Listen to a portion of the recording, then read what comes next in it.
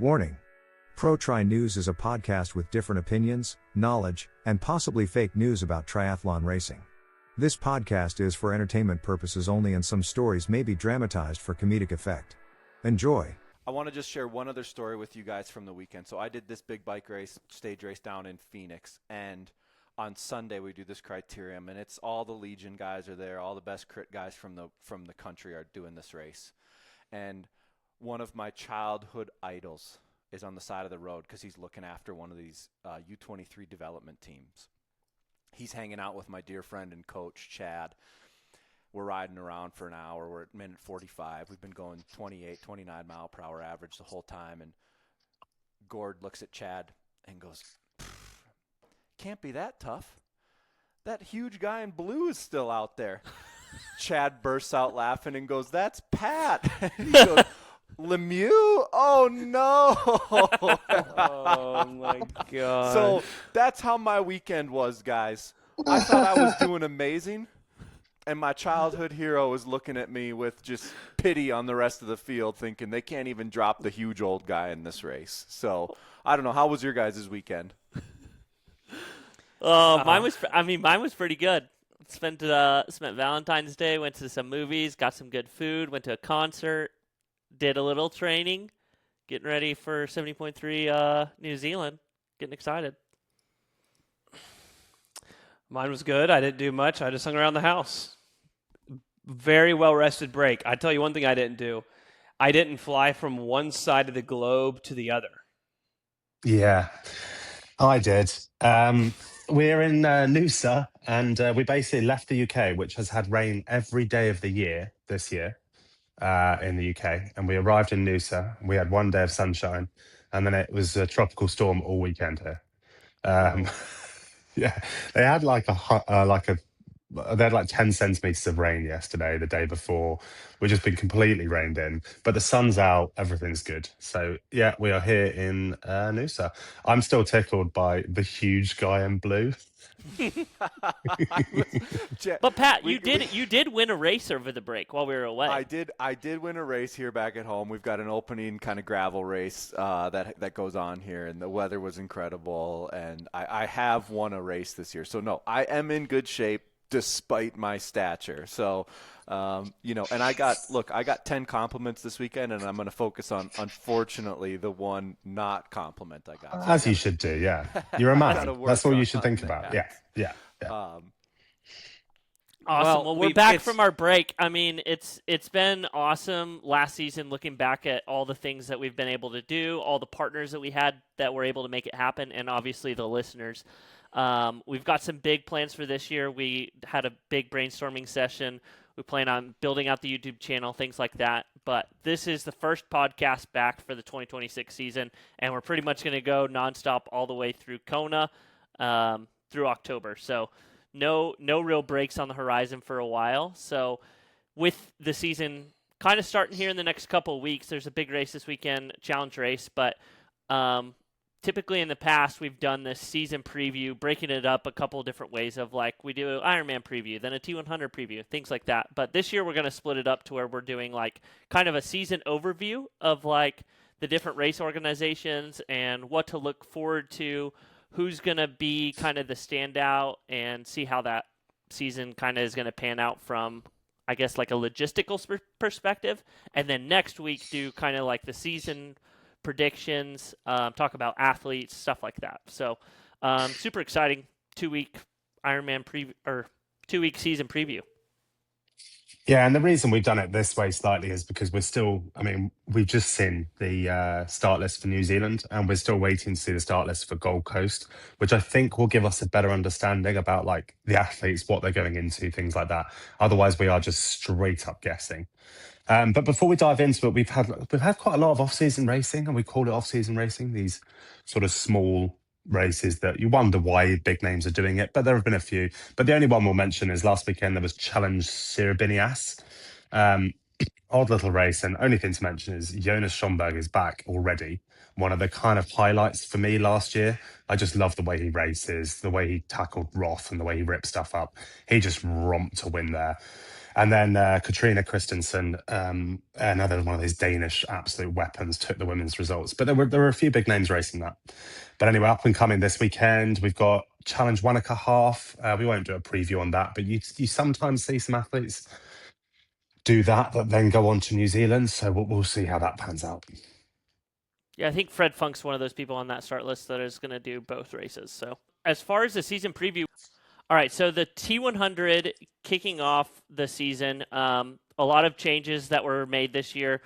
They're going to men and women separate races, and then you also have the prize purse is now more than last year. However, there's no longer the contract. So a couple things to look at there. Starting the season in the Gold Coast, and then that one's women only, and then going to Singapore for the men, Spain for the women, and then alternates each venue: San Francisco, Vancouver, French Riviera, Saudi Arabia, Dubai, and then the grand final in Qatar will be everyone together. So kind of some exciting things with 9 races.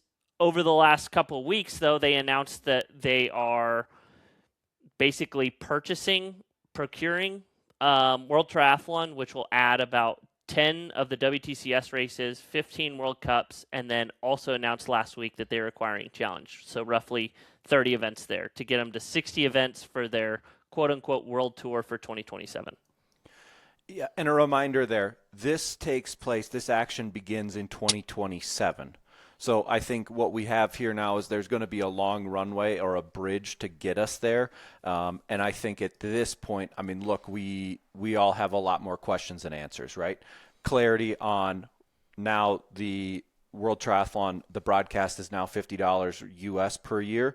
Is that going to be included? Will the T100 races be part of that package? Will we only have access to them under Triathlon Live? Or will those still remain on YouTube like they have in the past? That's a big question number 1 for me, hasn't been addressed yet. Question number 2, what does it actually look like? What is going to be the name of these challenge races moving forward? Are they going to adopt the T100 format? Is this a mechanism for them to become T200 races moving forward? Or was this really what the T100 was lacking? Was security in venues, right? So we saw that the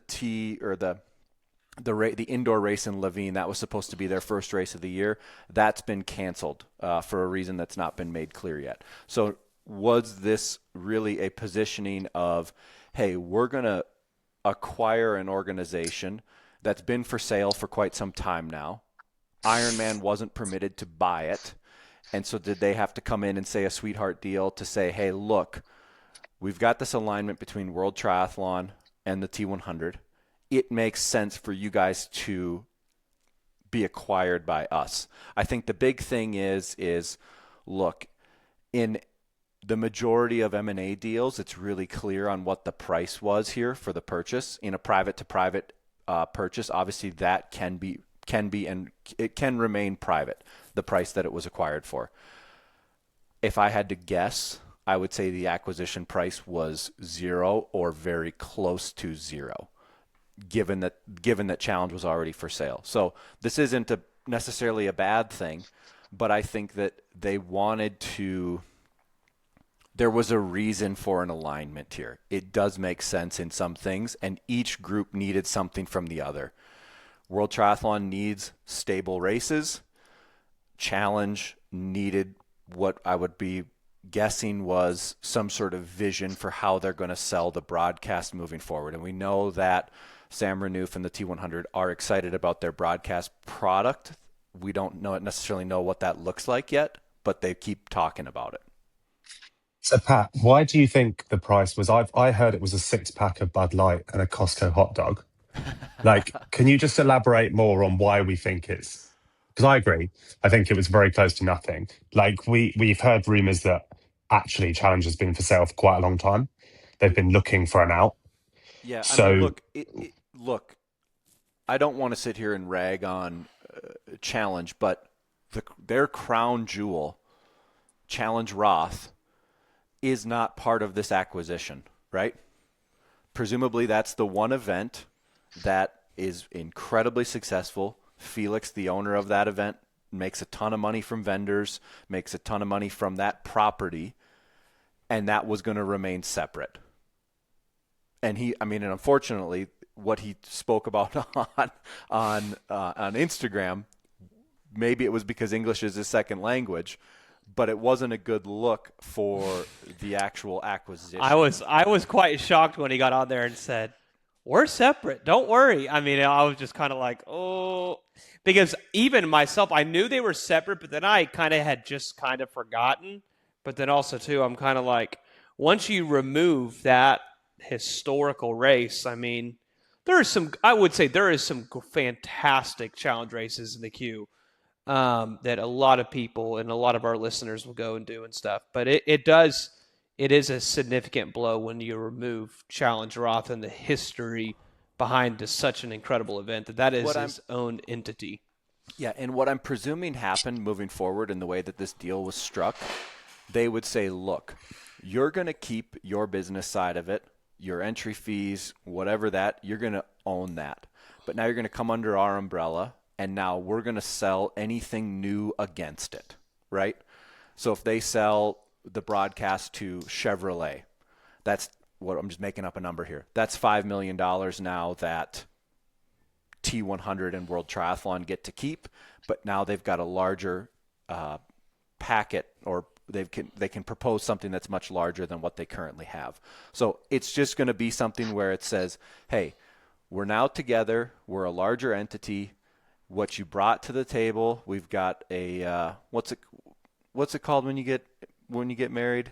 We've got a dowry. An endowment? No, a dowry. No. A prenup.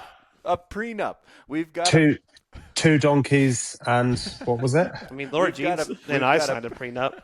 We've got a prenuptial agreement that what we brought to our marriage is going to stay separate, but anything new we're going to split. That's what I think happened here. End of story. No money was exchanged. Really? You don't think any money at all was exchanged? No, not a dollar. Wow. I actually agree. Really? I agree.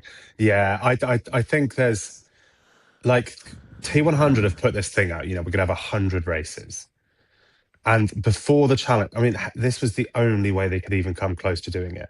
Yeah. They can't get Ironman races, and without scouring the globe and finding 60 individual little races they could coordinate with, get on board with, the administrative work behind that takes dozens of people.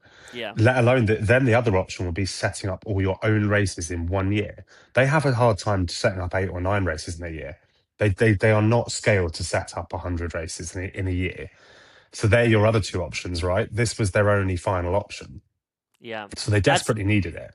But Challenge, what was their option? Because, Ironman bleeds some cash in some races and they charge more. They have a longer stand-in. They have more races. Like, Challenge must be bleeding a bit of cash on those smaller races. So they were desperate as well.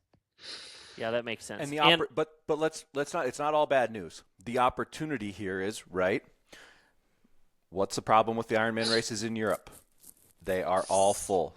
There's an appetite in Europe that needs to be satiated. I think this is a great opportunity for Challenge to come in and plan for that and say, look, we can do 15, 25 new races in Europe.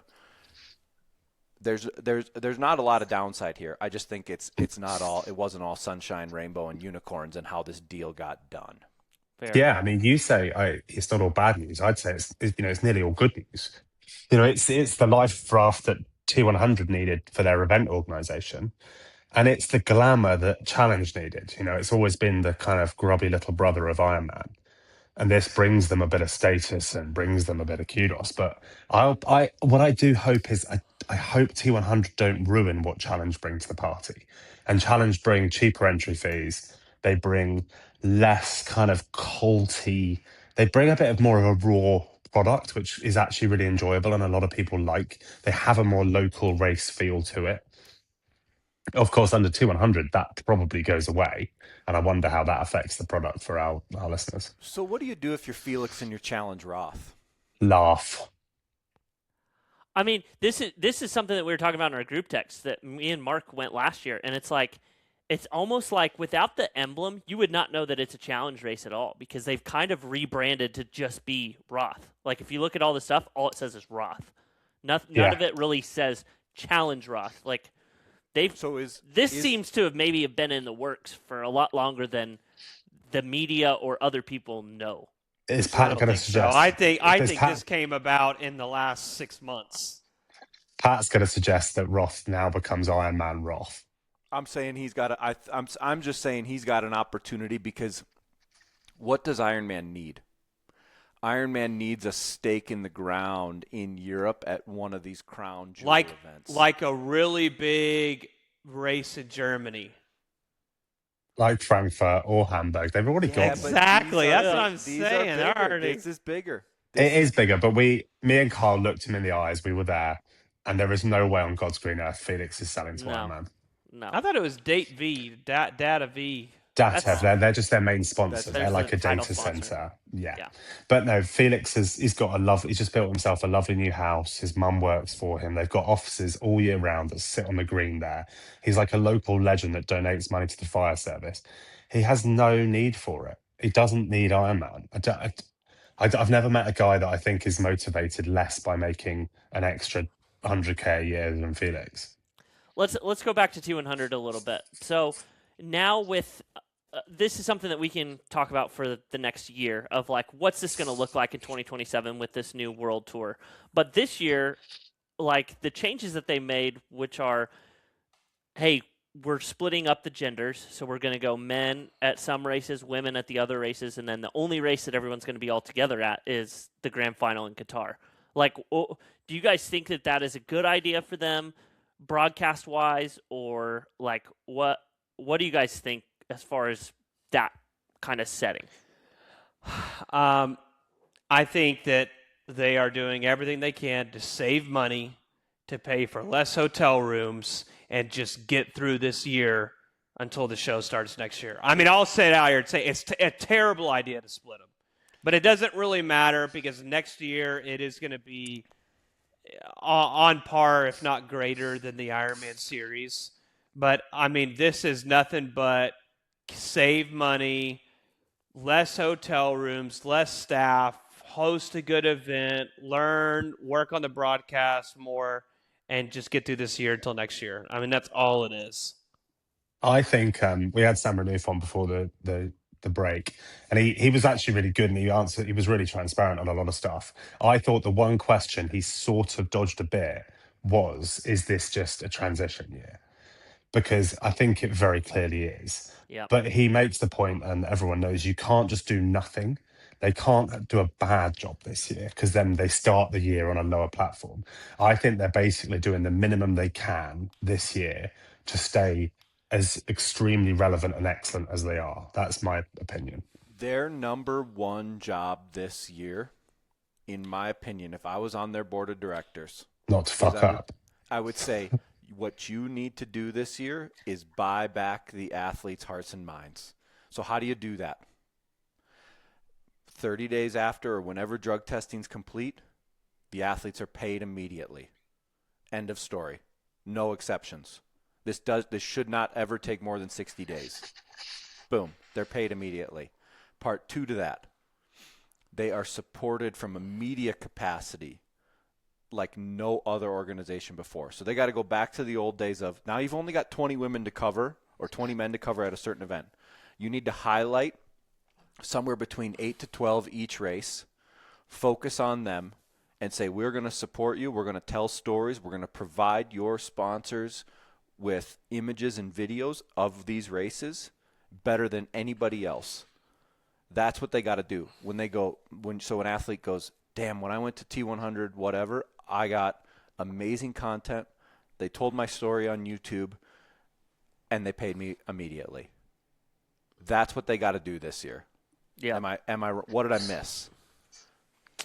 I don't think you missed anything. I mean, those are two things that I think have been a pain point for a lot of athletes, and things that athletes are like, it's kind of a pain just to travel to the race and just get, like, not know if I'm going to get paid for over a year. And tell the story of, they bring their bike, they drop it off with Sir Tony, and he absolutely does an amazing bang-up job tuning it up. That's a no-brainer. Tony got knighted over the break. That's great. Dude. I mean, I will say, I think they've probably done Tony to death on the media side of it. I mean, they love to pump a bit of Tony. If you haven't seen this, Tony's the T100 mechanic who does the wheel changes or whatever. He's an excellent bloke. But so going back to your main point, I think it's what you're saying. Bring back athlete trust, so that when they enter with whatever the product they're looking to deliver in 27 is, they have access to all the best names. I think they've been really good about it. Like, I think it's safe. I'm okay saying T100 reached out to Kat and asked if she wanted to race Gold Coast. Looking at the wildcard option, etc. Which to me, I was glad and like that they weren't being petty about it. They are still, because it's still Dylan running that side, right? Yeah. And he's an excellent bloke. So I think they are trying to sort of have access to all the athletes come next year rather than just the ones they already have. I do think the big one is they can't afford a catastrophe at one or two of these races.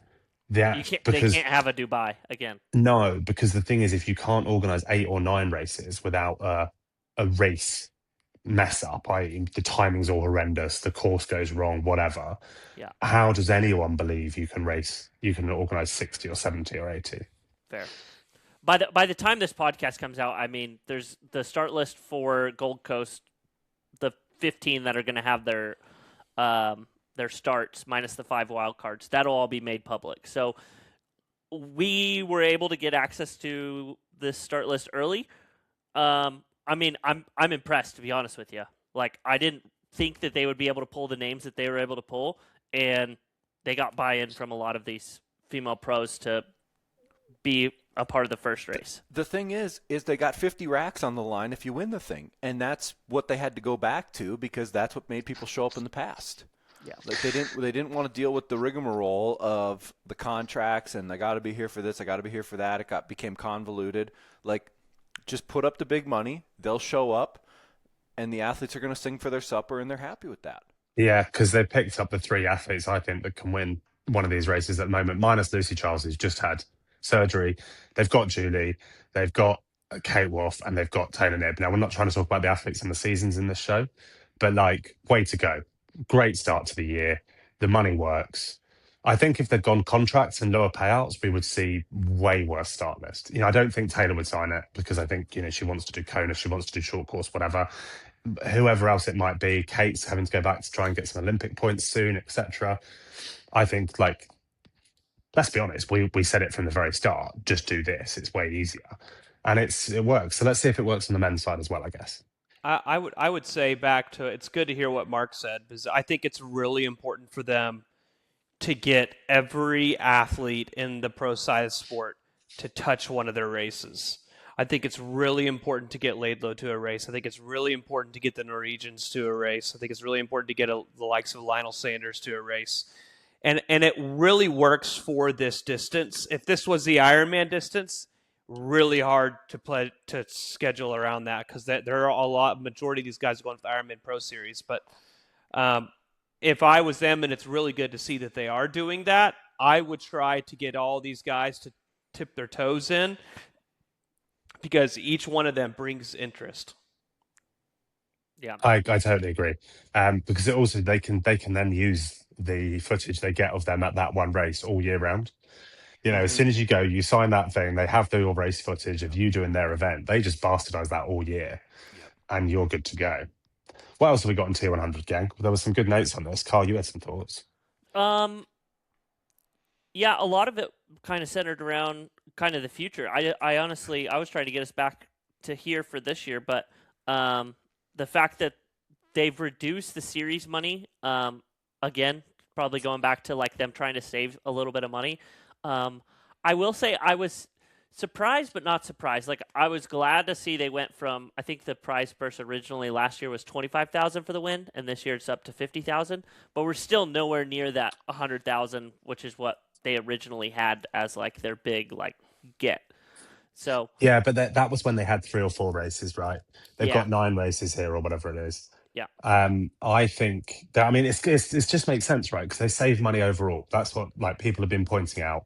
This is still, they're giving double the prize money at races, but they save money because they're not doing contracts, and they just save all that cash. So I think T100, I think the saving great. I thought we would have a nothing burger year, to be honest. Yeah. But then this start list for the women come out, and straight off the bat, we get Taylor versus Julie versus Kate, with Ashley in there at home, with Ellie Salthouse, with Holly Lawrence, with we have a huge race in a good venue, which will get good broadcast. We need to find out what platform that broadcast is on.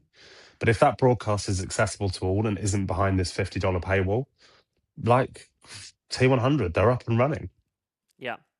I think important notes still for the T100 is the London race that was a staple of their T100 schedule.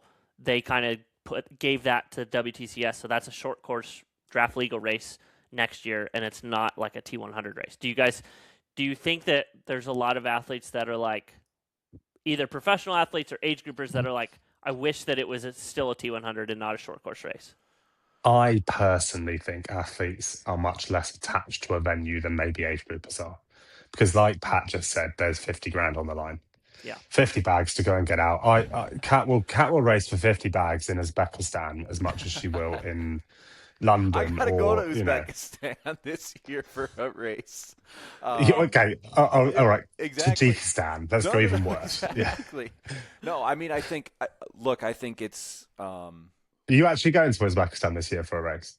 Yeah, there's a World Series there, and it's the weekend of Gwen's 40th birthday. So she said she wants for her 40th birthday for me to join. And who am I to say no to what Gwen wants for her 40th birthday?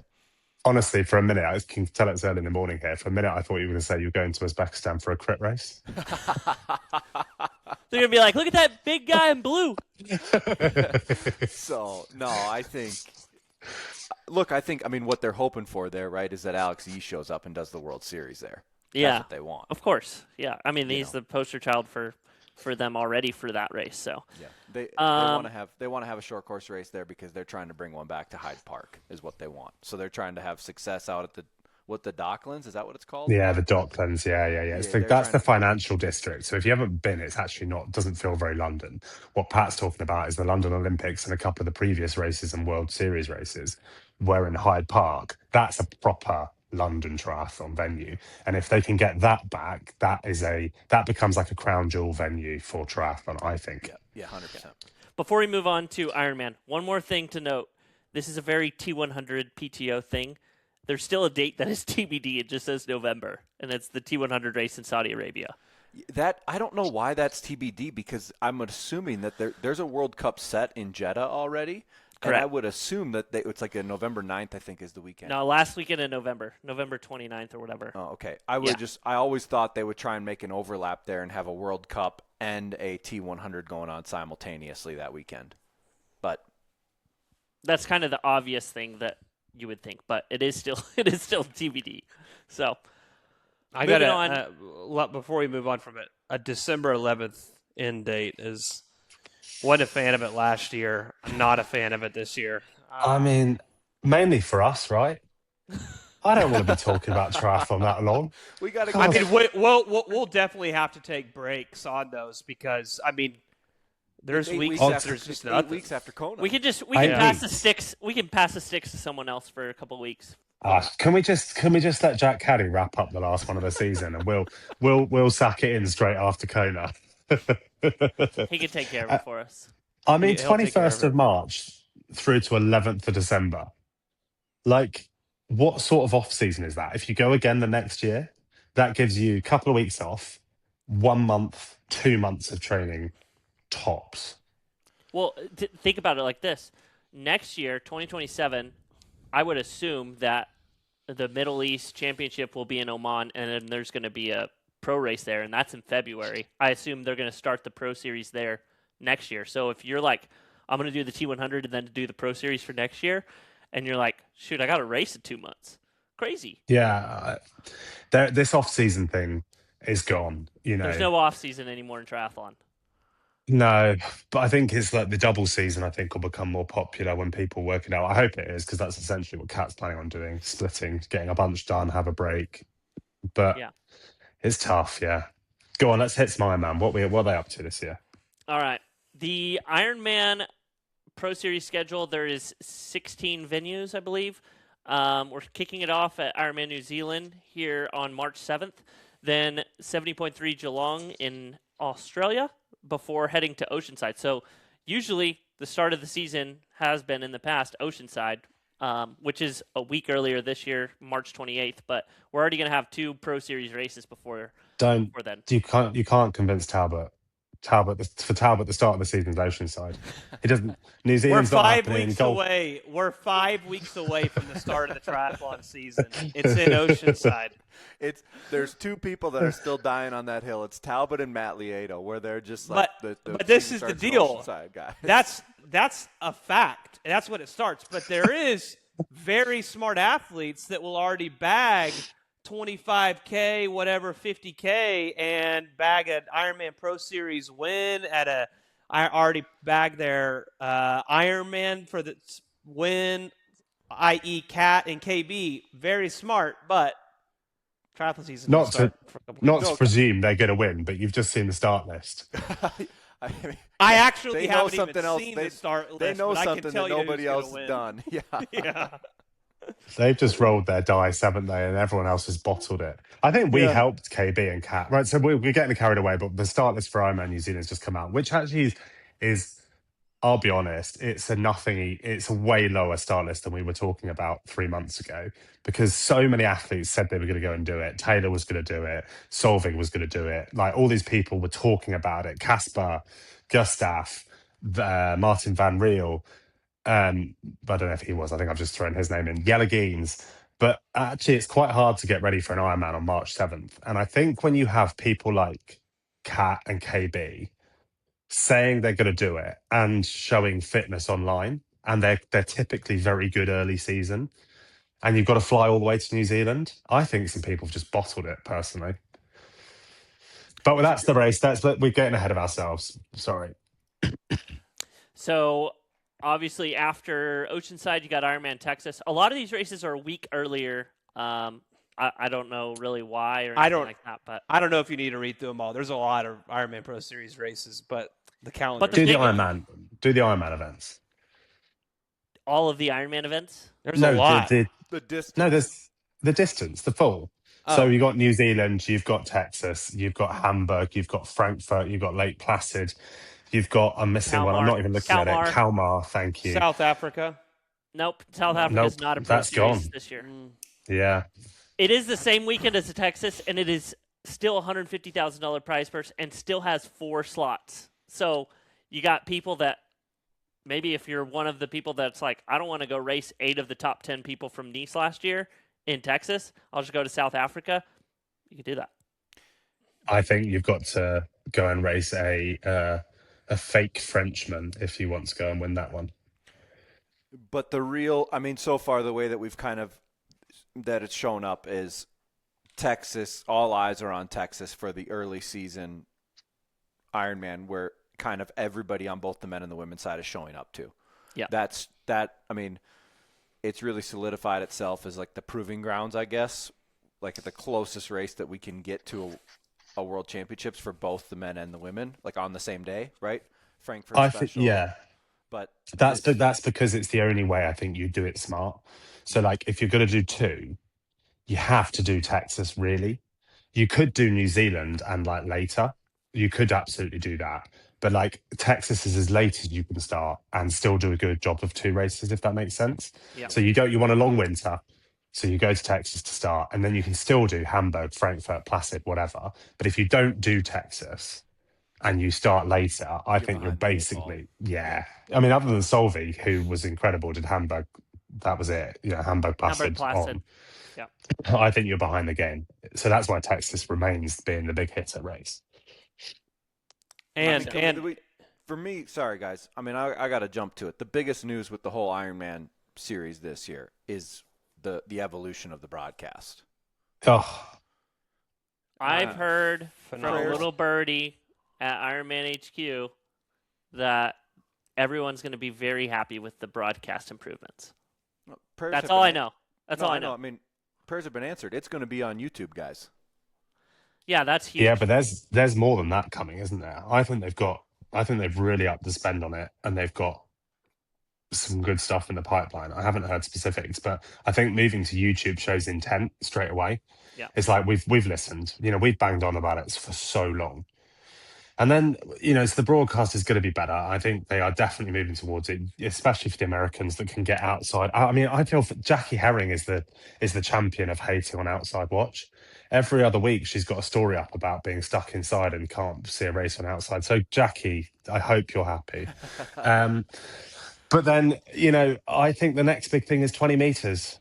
Talbot single-handedly bullied the organisation into 20 meters. We're there. So, Talbot, how does it happen?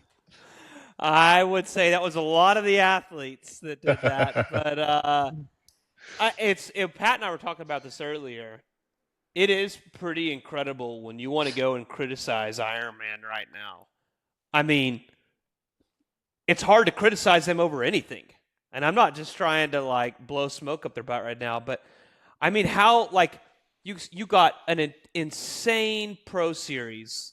And then not only that, they still have pro events. So there is the Ironman African Championship, but it's just not a pro series event. They got countless of professional events. I mean, it is just insane from the broadcast standpoint to everything, what they're able to do, and then still have the turnout. I mean, because an interesting thing is this Ironman Pro Series, the reason why Texas is going to be the most insane race of the year is because we just explained it.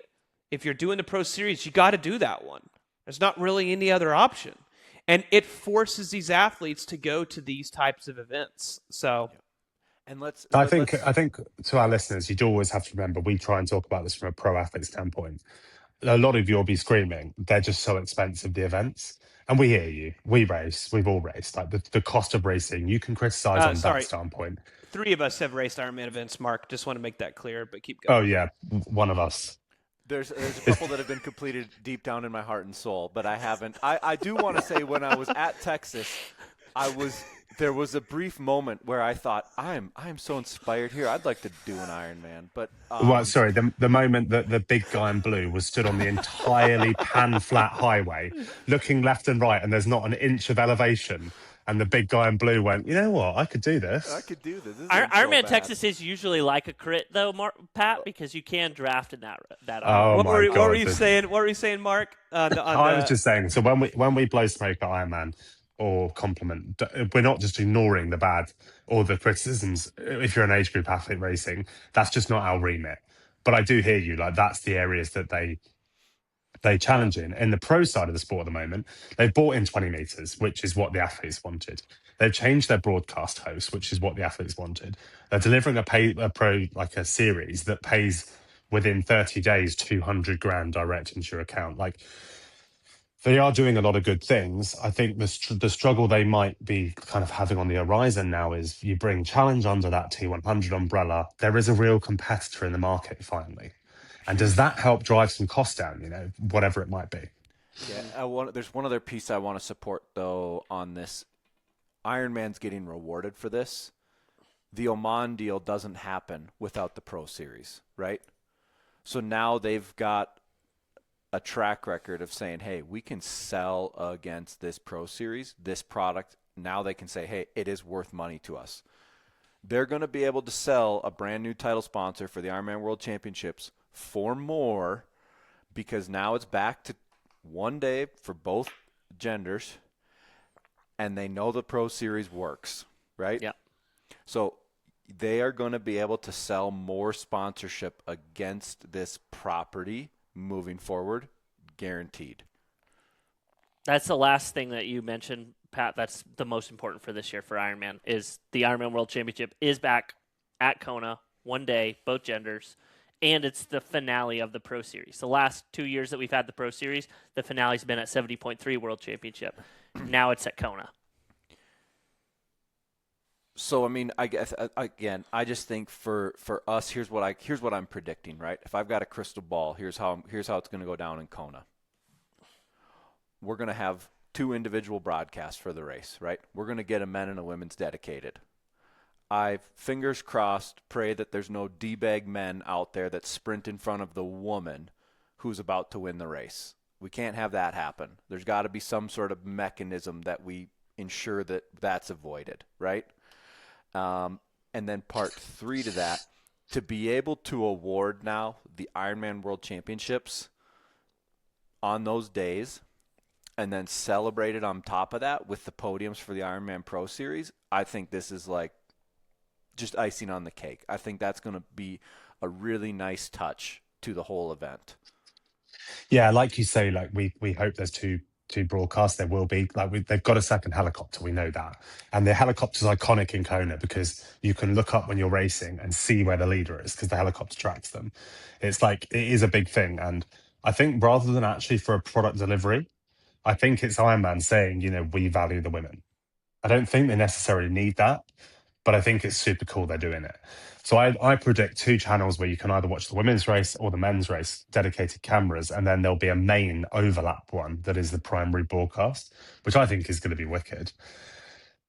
I think the biggest thing they've got, like the challenge they might face this year is again, it's just names. It's like making the Pro Series feel like it's a pinnacle event within it, or is just Kona the most important thing? So the only downside might be awarding the win for the Pro Series in Kona makes it feel more like a second place prize. What they really want is the person that wins Kona to also win the Pro Series or be on the podium at least. That solidifies it. Same as they had last year. KB's on the podium, he wins the Pro Series. Solveig is second in the Pro Series but wins Kona. Like, it's really good for them. What they don't want is an outside name coming in that's got no part of the Pro Series winning their title race is something for me. I just, from a 100-foot standpoint, looking at these athletes, the decisions they're making, I just don't really see people not focusing on the Pro Series that are going to be on the top of that podium. I don't.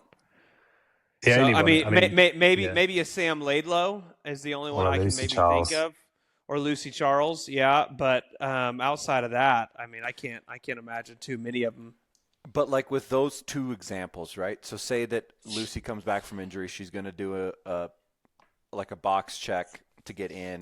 Sam Laidlow's would do a layup Ironman to get in. Because they're returning champions, that kind of like shields some of that, like them stealing the show. You know what I mean? For like some people that were committed to it, Yeah. Yeah. I'm trying to think of like, I guess Ironman maybe wouldn't have, like Ironman, I don't want to say got lucky, but like it was great that Solveig, she could have just done Hamburg and then rocked up and done Kona, right? Yeah. But instead she tossed in Lake Placid, and then that was her 3rd score that really propelled her up, right? Yeah. So like there's a name that we're not thinking of, right? That could come and steal the show. Patrick Lang, no, or like what about Yellow Geens? Yellow Geens, Jamie Riddle. I just don't see it I don't see it happening. Yellow Geens does good in Texas. Yellow Geens is going straight to Frankfurt or Placid. 100%. Like he ain't messing around. And totally Yella could be the real deal. Yella is, and no offense to discredit the prior multi-world champion, who's I think has more world championships in Germany than Jan, Patrick Longa. He's like a reincarnated Patrick Longa that can ride the bike insane as well. Yeah, that's a fair comparison that Patrick would probably be really happy with. He's not Patrick's not an overly proud guy. He'd be fine with that. Yeah. Okay. So we think that Yellow would actually come across and do the Pro Series. So then what's the talking point for the Pro Series here? Were we just clapping our hands and saying it's on a great track? No, I would like them to string a little bit more of a narrative, right? Like the broadcast has been, and y'all might say that they're going to improve it. The broadcast has been terrible at times with the Ironman Pro Series. So I think that's something that they really need to improve this year. Do you think that an explanation better of the Pro Series during the broadcast? Like, is that what you're thinking, or just like the broadcast in general? I think what happens is we get early in the year and we don't necessarily know the framing of who's going to race what, where they're going to land. And so we kind of get this warm opening, but then we're a little bit lost at sea while everyone's collecting scores. And then we get to the final race of the year and then we have clarity. Like, I would love if they just said, they put the mic in front of Yella and go, hey, dude, you're coming to Texas. What's it going to take for you to do the Pro Series? What do you got to do to capture 5 scores here? I think they could be a bit more cutthroat with those. What are the videos before called? Fighting Chance. Fighting Chance. Yeah, those videos should be less about that specific race and more about the Pro Series. Where are you going to next? What's, like, I think they could bring that theme through, because the big athletes all get Fighting Chance at some point. Yeah, and I think good point. That's a really good point. A breakthrough moment needs to be like, because what happens is if you're under the umbrella of a T100 race or you're under the umbrella of an Ironman race, they're cutting out when an athlete says, "Oh, I'm going to race this race next." They need to get rid of that. Just celebrate it and say, "Okay, you're going to do the Ironman Pro Series, but you're hopping into Vancouver to like prime the pumps for this next race. Tell us about that." They don't care. Like if an athlete's using a race, like just let us tell that story. Tell us how, like, it's okay that Taylor's doing short course to get ready for stuff. Taylor, tell us about why you're doing that. It makes for a great talking point. You shouldn't be shielding the other series, in my opinion. So, like, the first group to let that down, they take off. I think T100 have let that down. They're way more happy to talk about Ironman events and their broadcast and results from it. And I think Ironman missed the point that it actually can promote the athlete's status you have racing for you. Yep. If you have, so say Kate Woff comes across and does a 70.3, right? What are they going to talk about? Kate Woff, brilliant athlete. What? Kate Woff, T100 champion, multiple winner of this, multiple winner of that. Well, suddenly you've got an interesting athlete coming. I think the issue you have too is the media guys at Ironman. I mean, according to our survey, have done a phenomenal job catching T100 as far as media, and it's not them that make that decision. There's a person high up that is very mad, and it sucks for them too, because then they got to go cut and trim and edit, and they could make that storytelling purpose very well. I mean, they have done a phenomenal job, but there's one singular person up higher that is like, no, don't even mention it. So, yeah, I don't know. No, it's true. There's that, and then probably the shielding of brands in the Fighting Chance videos that they do. Oh, yeah, I'm going to throw it out. Those are the two things that they probably need to improve on this year. Can I say it, Pat?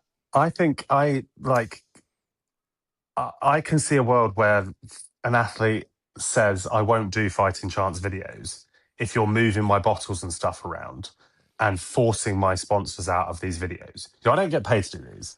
Yeah. I'm not going to keep doing content for you if you're forcing out all of my sponsors, because it just makes my life awkward. I have to think about what I'm wearing without brands on. Like, I wear brands all the time. Yep. Like, and that's my job. My job is wearing these brands. They pay me more than you do, to be honest. Well, no, and remember, anything that you make with Ironman, you earn on the field of play. Yes. You earn it. You don't get it ahead of time. I've never seen him do that. That must be new to me. Yeah. So they've got a bit more strict about it with a few bits and bobs, like partners getting a bit protective over their space when an athlete has a different partner, etc. Yeah. I don't like to think of a world where they get a bike partner and then all of a sudden they're doing a Fighting Chance with now there's no bike riding in it. You know what I mean? Like that. Well, I mean, they do have a bike partner, but they're not going to sit here and be like, oh, if you're not wearing a Zoot kit or if you're not on a Katana Roo, we're not showing you on a Fighting Chance. Maybe me and Pat are just riled up about a specific topic and it's actually not an issue. And I'll tell you boys about it later. But to be fair, their fighting chances have really good. Been really, really good. Yeah. Right, come on, let's move on to the next, because we got a couple more people to come through and some really good ones coming up.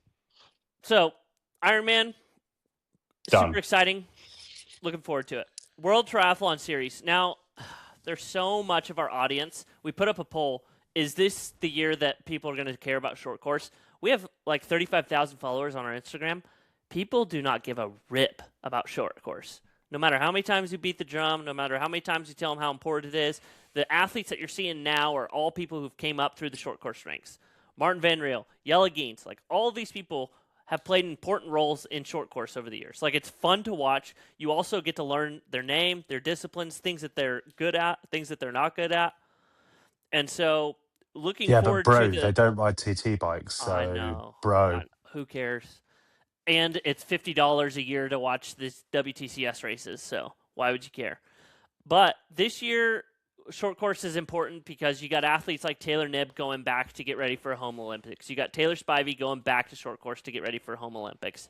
You got multiple athletes that are going to do some like 70.3, go back down to do short course, Hayden Wild, things like that. So the start of the 2028 campaign for the Olympics, the qualifying criteria starts late May, and then it'll run for the next 2 years. So these are going to be important races, ones that you're going to want to watch to get ready for the Olympics coming in 2028. And it's only like 2 hours. You can just throw it on while you're on the trainer. However, the season starts with 10 races, starting in Abu Dhabi on March 27th, and then ending in Pontevedra, Spain, the end of September. I think that it sounds awesome. I bet there's a big uptick in viewership in the female races that Taylor Knibb is racing. She will bring a big audience from long distance to watch her compete at that. And I don't really care about the schedule. Just let me know which races Beth Potter's racing, and I'll be sure to tune in. I'm going to be a broken record here, and just bear with me. This is one where Sam Renouf needs to put his foot down with World Triathlon. Agree. And say, open up this broadcast as part of our entire media property that we're going to sell. World Triathlon looks at this and goes, yeah, but we make $500,000 a year from selling the broadcast. Sorry, from selling the memberships. And what they need to do is they need to go, no, we need to get eyeballs, and then we need to sell against it. So they have to deal with some short-term pain for long-term gain of selling the broadcast. This is one where Sam needs to go to war with Antonio, who's the president, and say, dude, make this free. But we got to charge the money for it. So this is... I think there's an athlete that could probably talk with him about it. This is where they gotta have a moment and they say, hey, let's just do this. Let's just make Abu Dhabi free for the sake of it and see what our viewership numbers do that weekend, and then make a decision when we compare it against everything else. Do we know how? Answer the question. Do we know how many of these WTCS races are sprint races? It's like a 50-50 split. The difference is now... It's 50-50 now, because in the past it's been like 75-25. Don't quote me on the exact percentage, but it's close. I mean, they really got away from Olympic distance races. There's a lot of Olympic distance races this year. The one thing I'll say, the one positive, is I'll say, look, 3 years ago, there were 6 World Series races. This year there's 10. Yeah. Yeah. Which is great. Yeah. There's a bunch. There's almost 20 World Cups. Correct. This is great. So there are parts of that sport that are really, really healthy. LA will do an amazing job of promoting that sport. We saw a fantastic audience in Paris for the Olympics. But this is one where there's got to be some leadership in the room around the broadcast, and they got to make some tough decisions for once, because increasing the price of Triathlon Live wasn't the right decision. Agreed. They got to look at the sponsors that they had for the series in 2010, 11, and 12 and go, how do we get back to that? That's what they got to do. Yeah, that's fair. I would argue if they could. Now I can't even think of the famous race. Can one of y'all fill me in? Ivy? No, the uphill race that Alistair won. Kitzbühel? Like, I don't understand. I don't know why you wouldn't bring. I don't know why you wouldn't bring Kitzbühel back and make some exciting courses. I know this sounds insane. Make them do like an off-road event. Make them bring in Race Ranger and say, guys, this is a 12-meter race, and we're going to be policing Yeah, but you're turning an Olympic sport into like a bloody Tough Mudder event. I'm just trying to help them on viewership. This is something that I argue with Morgan Pearson all the time, and I think he's finally just said now, because he used to say, oh, there's way more people that watch this than Ironman, and I was like, it's just not true. Outside of the Olympics, yes, there's a lot more, but that's a completely different story. But it's just no one can relate. No one can relate, and so it's just like the athletes that are doing this have one dream and one dream only, and that's to win a gold medal. Yeah, the difference that I'm going to tell you around the no relation part is nobody can relate. I don't get to play adult football league, whether it's with my feet or throwing it that way. I don't get to go race something that's even remotely close to the Tour de France. Like, this is part of it. Their job is to get viewers to care, right? Yep. NASCAR has the same problem. Their sport has become so rinky-dink and Mickey Mouse that the stands aren't full. But I can't go drive a race car next weekend, I will say that's an Americanization of sport and an American lens. Millions of adults play soccer every day, every week in the UK and across Europe.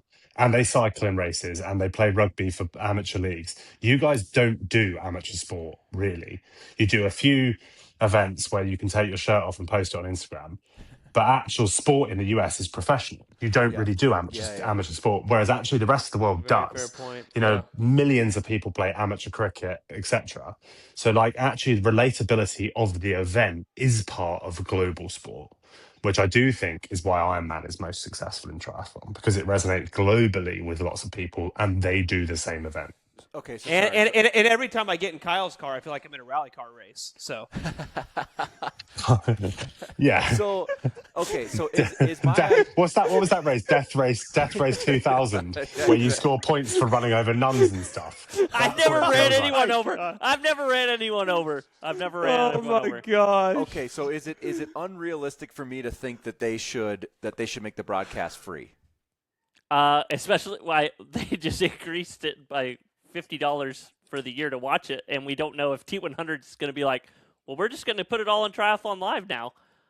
So yeah, I honestly though, if it's $50 and they're bringing T100 under it, that'd be worth surely it. that's not happening. I mean, I've been banging the drum over here saying that I would pay $100 for a better broadcast from Ironman. I'd pay $100 a year like I do with Formula One. So I see the thing. I see the. It's hard to not get lost with the what is it? The trees in the forest. Yeah. So, things that could be conflicts for World Triathlon though for this year is going to be the T100 races that conflict with these WTCS races. You got the Gold Coast for the women in Abu Dhabi that are a week apart. You got Singapore and Uzbekistan that are on the same weekend. You got Spain and Yokohama that are a week apart. San Francisco and Alghero, which are the same weekend. And then you got Frejus T100 that's sandwiched between Karlovy Vary and the grand final in Pontevedra. So I think that's enough. Yeah, I think a lot of these dates were set, and I think Sam and his team at World Triathlon have something really exciting for next year when they can move around and finesse dates that they're already working on. And so this is a bye year. Okay. Agree. Moving on to another big race that's happening this year is Challenge Roth. Obviously, with them not being part of the T100 Challenge procurement, this race could be huge. The sticky point. Go ahead, Mark. No, I put this in. It's like, where does it fit in, and how do they keep it alive? Now, I put this in because I'm pretty certain they're going to have an absolute ripper of a race this year. We'll start to see the athletes being announced. All I have is rumors, but I think they've got some absolute guns racing this race. And I only want to talk about how do they keep doing it, because they do give money to athletes to come and race, sure. I think what it shows, in my opinion of it, and you can argue with me, is actually athletes still care about the legacy and history of their sport. And for big athletes, I think you still kind of feel like you have to do a Roth and you want to do a Roth. Otherwise, I don't know how Felix keeps pulling it off. And I think he's pulling it off even better this year than previous years. Yeah. Felix, I would say just like the schedule really supported this year We knew that there was going to be a little bit more of a gap or an opening where, like, last year the schedule just didn't really work for this, especially I think on the men's side, given how like that Nice was closer. And so I just think that this lands a little bit better at a little bit different opening. And I don't want to say he got lucky with the dates. You know what I mean? And it's going to work out for him really, really well. I think that, again, that race itself, like you said, Mark, there's some mystique to it. Athletes want to be able to say they won Challenge Roth. Yeah. And also, yeah, totally. And also, you're not just saying no to Felix. You're saying no to Belinda Granger in your email box, who's just absolutely chasing you down relentlessly. So to not race Roth as a pro, you have to say no to Belinda, and it's hard because she will find you.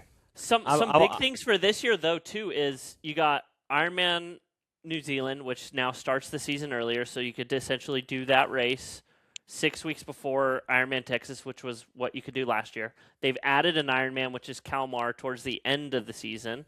And so, like, you could, like, if you're one of those people that want to do 3 or 4 Ironmans a year, like, you could do Roth. Or if you're one of those people a Christian Blumenfeld, for instance, maybe, that might want to do something like that.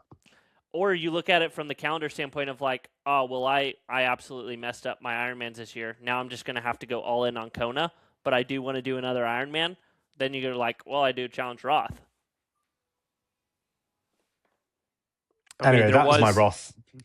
Go on, sorry, Tyler. There was, just right before we move on from Roth, and I don't think he'd care if I said this. Lionel was like at the 1 yard line on going to Roth, but I think their biggest holdback was, since they have a newborn and to travel all the way over to Europe, he'd really like to take the whole family over. So he said, stay tuned, maybe next year. So was almost about to go. Almost went this year. Yeah. And it was just, it said if it didn't have the newborn, he would have went, because his dreams was to always race Roth. So it was close. Before we get into hot takes, one more thing. Big change this year is Supertri. Things worth mentioning is they've changed their format yet again. I guess. Tell the listeners why we're even mentioning this. Why are we mentioning? There's only one reason we're mentioning this. It's the largest single day prize purse in triathlon, $800,000. Where have they got that money from? I don't know. Look, so they're just we're gonna really simplify it. So the last bunch of the iterations of Supertri over the year have been, there's been teams. There's been, you got to wear their race suit. They'll let you sometimes put your sponsors on it, sometimes not. Then there were the Eagles, the Knights, the Robins, the Doves. I mean, you name it, right? They did it. Then it was the top. You got cross-country style scoring. We do run, bike, swim, bike, run. This is just straight up. They're going, this is an old school swim, bike, run triathlon with a shitload of money, right? You got 3 sprint races, Austin, the UK, out by Oxford, and Toronto, Canada.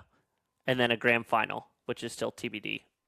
I'm trying to get Kat a start. I'm trying to get Kat a start in the one by Oxford. Pat, can we get Kat a start? Yes, dude, this is – so Kyle, have they said how they're going to – I mean, is it 20 athletes? Is it 40 athletes? Do we have any clarity there? They're going to have a set number of like their roster, and then there's going to be wild cards. Because they're going to want you. They're going to still want the athletes to agree to the 4 races. Correct. Oh. But like you're going to be just wearing your normal race kit, and you're just first across the line wins. To my knowledge, yes. That's wicked. Amazing. I bet Lionel would go to Toronto if they did E-Try. Yeah. These are just straight up. So, I mean, I think this is. And the payout's pretty good. $5,000 for a sprint race for you to win it, and then the final is $50,000 to win. No, I mean Gwen will go. No, $100,000. Sorry, $100,000 for the win for the grand final. Yes. Amazing. I'm assuming the Austin race is in conjunction with Captex Triathlon, they bought Captex last year. Yeah, which is a absolutely incredible triathlon festival. Everyone and their dog in Texas has been to it, so pretty cool. Yeah. So those are kind of things to look forward to for this season from all the different race organizations. We got some hot takes. Let's dive into them. Submitted by a professional athlete, there needs to be a new Triple Crown. So in the past, the Triple Crown has been, help me, Mark, it's been 70.3 Bahrain, Ironman World Championship, and 70.3 World Championship. Correct, yeah. And that kind of went away. It was paid by Bahrain Victorious, I believe. It was paid by the King of Bahrain, essentially. Yeah. So the new Triple Crown should be you win the Pro Series, you win Kona, and you win 70.3 Worlds. You get $1 million. Thoughts? You said this is submitted by a professional athlete? Correct. If I was like Scooby-Doo and I lift a mask off, I would have two people stand in front of me, and one would be Taylor Knibb and the other one would be Christian Blumenfeld, and I would lift the mask off of both of them because I could bet you money that it was one of them two that submitted this. Ironman would never pay for this. Fuck that. Kat's been closer to it than Taylor. She got really second at both. Yeah, Kat got second at both World Champs and won the Pro Series in the first year.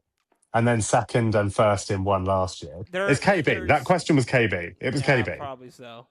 There's no way Ironman would ever do this. Ironman's like, it doesn't matter. We don't have to do this, and all the best athletes in the world will race our series and our races, so it doesn't even matter. In our hot takes we submitted, everyone's excited for Kona. It's like no one even cares what's going to happen this season. Everyone's eyes are all on Kona. Do you guys agree? Do you care about the season at all, or are you looking forward to just Kona? We've said every year on this podcast, when the men race in Nice, we care about Kona. When the women race in Nice, we care about Kona. This year, we care about Kona. Totally agree. Do we think that is going to start? Like, are we going to be back to like kind of 2 weeks out? We're going to be like, it's just going to start. The hype's going to start earlier. We're boots on the ground. Yeah, 10 days out, 2 weeks out. By the time the race comes, we're going to be so sunburned and sick of triathlon. We're going to just be watching the whole thing. We'll just say this: we're still have a lot planning. Actually, never mind. I'm not going to say it because. Yep. I don't want people stealing ideas, so I'm just going to hold on to it, and we'll announce some exciting stuff when we get closer.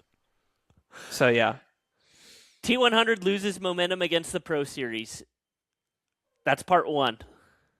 Actually, I agree this year, but they're going to this year, I reckon, as a series, but only a little bit, and I don't think it'll matter long term. I don't think it's going to. I based on what we saw with the start list in Gold Coast, I'm not sure that that's true. Yeah, but the first race has a real incentive to do it because you're then in, basically. Sure. Talbot, you think so? Sorry, I was thinking about something else. What was the question? Move on. Next one. T100 loses momentum against the Pro Series. I think my fear is that they're going to lose too much momentum into their big 2027 year. That's my fear. And then people are just going to be like, I don't give a rip at all. I just think people think there's more to this. Remember when the Pro Triathlon Union or whatever it was first came along and put that race on in Daytona? Yeah. Every man and his dog turned up because there was loads of money on the line. Yeah. But you don't have to have a legacy to get people to turn up. You just got to show the paycheck and the broadcast. Done. And people were bored as hell because they're like, there's no races in 2020. So, part two is someone submitted, the Collins Cup is the only thing that can save the T100. Pat loves the Collins Cup. Good God. Just I love our listener submissions, but come on, we get a few wild ones every now and then. I think they can bring it back. I think they can bring it back. I think they should bring it back. Yeah, I think they should as well. And then include Brexit, so the UK gets their own team. Yeah, and what we should do is make the format way more complicated as well. So the broadcast has no chance of showing what's going on. A lot of people are upset that 70.3 Worlds for 2027 has yet to be announced. Thoughts? It's off Swansea. It's going to Swansea. No I way. went and looked on ChatGPT when it's announced usually and all that and all the dates are all in history. It's usually spring and summer. This is completely normal. Yep. Where do you guys think it's going to be? USA? I think it's in you can't even book flights until a year out from the event anyways and Airbnbs. Like it's coming. I'm not going to bother speculating. I think that they're going to look at events like Marbella, right? And they're going to have what Ironman's going to have to do now, in my opinion, is because now they're capped basically at 3,000 athletes in Kona. They're going to have to look for venues that can support 6,000 plus really well to make up for that gap, right? So they're going to want to say, okay, is there a venue where we can sell 7,000 and do the event really well? Can we do 8,000? Because that's their pipeline and their feeder system to get people to pay the big money to go to Kona. So I just that's how I'd do it if I was them. One race on the calendar that popped up this year that would be absolutely awesome and incredible flying point for everyone is September 26th, New York City. It's not New York City, it's New York, but it's about a 40-minute drive outside of New York City. But, I mean, great date, good tester event, everyone can fly into New York. I mean, that would be really, really cool. So, yeah, it's that or South Wales in September. Wales has got a chance. I mean, you got everything you need. You got Nando's and Wagamamas. So, right, moving on. Come on, what's the next one? 70-meter rule. So for the Ironman 70. distance, We're getting carried away. We just got to 20. Let's leave it at that. Sorry, 20 meters.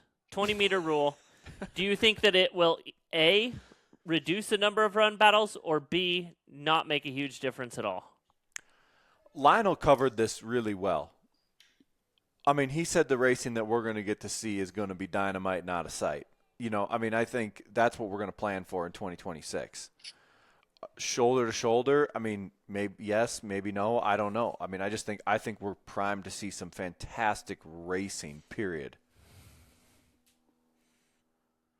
I think it's going to be boring. Well, sorry. It might be boring at New Zealand because there's only 20 people racing. We thought there was going to be 40. I don't really think that. I'm being a bit facetious. I think the logic is there will be less run battles head to head from the start, because otherwise, why have we bothered changing the rule? If it doesn't break groups up and have smaller groups and individuals coming in on the bike, which is what people want when they went to 20 meters, then what's the point of it? So we must see worse. For it to be successful in what it was intended to do, to give bike attacking a chance, we have to have less run battles. Explain it to me another way. Well, I don't like what is like if we were. I mean, we could spend all day on this topic. Define run battle. Is that like 3 Norwegians running sub 230 off the bike? Is that like what defines run battle? Because in my opinion, this makes it to where people are spread out more, and you're going to see more implosions. You're going to see more incredible performances of athletes like the likes of Cat Matthews and all that run through the field of athletes that try to blow their luck on the bike and are going to completely implode because they weren't getting assistance. So, totally. In my head, a run battle is side by side. Yeah. That's a run battle. It's people racing. Well, yes, I think you're just going to get more time trial run efforts that culminates in an exciting finish, is my prediction. But I think it's still... But the biking could be more exciting. The bike becomes the exciting part rather than the run, which is good because it lasts 4 hours. I personally like hunting more than I like watching run battles. Like, I agree. Watching athletes come 9 minutes down. I mean, this is exactly what a majority of the people on the podcast, they're going for Kona slots. And of course, age groups are a lot different. Some of these guys will come off the bike 40 minutes down from their Kona slot, and they'll run their way through 25 plus guys and get a Kona slot. So I don't know. I think it will. I also too. I don't think it's going to change as much as people think it's going to change. Like Christian Blumenfeld, 0 effect. Guy wins. Who are the 5 guys running together in Nice that we watched? Christian, Gustav, Martin Van Riel, the 3 Norwegians, and Sam Laidlaw. Those are all 5 guys that will race at 20 meters and could do the exact same thing, and we could see that run battle again. Laidlaw drops them.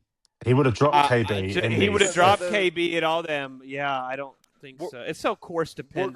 We're gonna see amazing racing. That was my point. Yeah. The shoulder to shoulder run battles, I don't know, but is it going to end with amazing races? Yes. Yes, done. Move on. Next hot take. Ironman viewership goes up being on YouTube. Yes? No? Facts. 1,000,000%. I don't know if it'll go up 1,000,000%, but it'll go up a bit. I mean, here's the issue, right? They knew it was a problem because they had 1 year left on their outside deal. So, for them to jettison their outside watch deal 1 year early, they knew that outside wasn't delivering the product that their sport deserved. And now that they're going to reduce friction. So it's just so easy to share a YouTube link. This is the world we live in, and say, you got to check out this amazing race. And then, hey, for the races for us that happen in Europe that we miss, that now we can turn on at 7 in the morning when we wake up, this is just a no-brainer. Fair. One big thing is regional championships. They've become less important with the Ironman Pro Series. Reason being, there are regional championships that are not a part of the Pro Series. So there feels to be a disconnect between those races that are still regional championship that are maybe not a part of the Pro Series, like your Oceania Championship, 70.3 European Championship, Africa Championship, Middle East, stuff like that. Do you guys have any feelings on that? I just don't think they're relevant. I don't know if a pro has – I could be wrong. I don't know if a pro has ever looked at a race schedule and said, I'm going because it's a regional championship. They say, I'm going because it has a little bit more money than the other ones. And so that's probably why they went, but they're mainly going because it's convenient for their race schedule. I think some sponsors can leverage it a bit. You can, look at the Lena Meissner, Caroline Pole thing, which was the European champs. That made it more relevant. But it doesn't matter. I just think they should be Pro Series races. If the Pro Series is X race in your region, that has to be the regional champs. Done.